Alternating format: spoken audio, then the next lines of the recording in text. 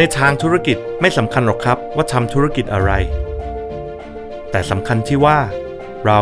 ทำให้ใครการเป็นพาร์ทเนอร์ที่ดีต้องสร้างโอกาส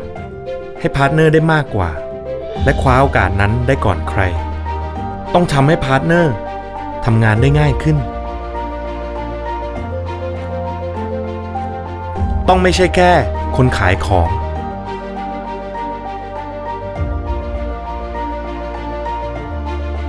เพราะพาร์ทเนอร์ต้องได้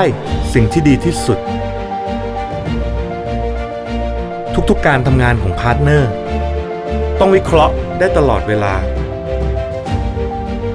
ช้าไม่ได้เวลาของพาร์ทเนอร์มีจำกัดทุกวินาทีจึงมีค่า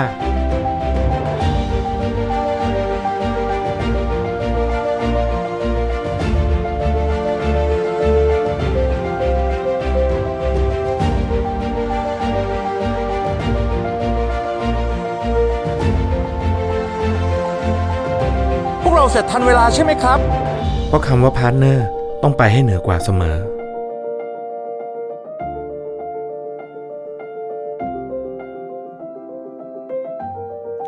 พ่อไหนสัญญาว่าจะพาไปเที่ยว ไปกันเลยลูก